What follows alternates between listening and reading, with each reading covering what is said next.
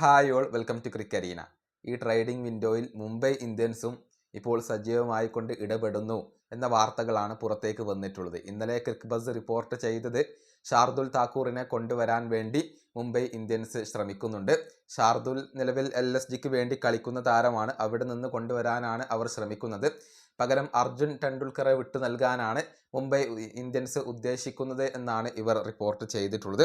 ഇതിനു പുറമെ മറ്റൊരു റിപ്പോർട്ട് കൂടി ടൈംസ് ഓഫ് ഇന്ത്യയുടെ സാഹിൽ മൽഹോത്ര പുറത്തുവിട്ടിട്ടുണ്ട്.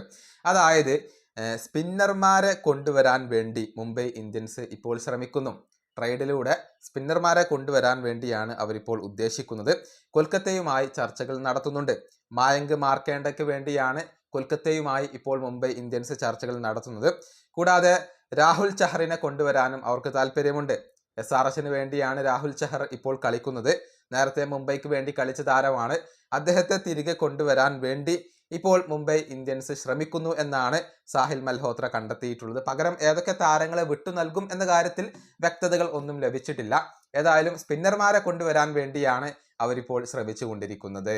ഈ വീഡിയോ അവസാനിപ്പിക്കുന്നു. അടുത്തൊരു വീഡിയോ കാണാം.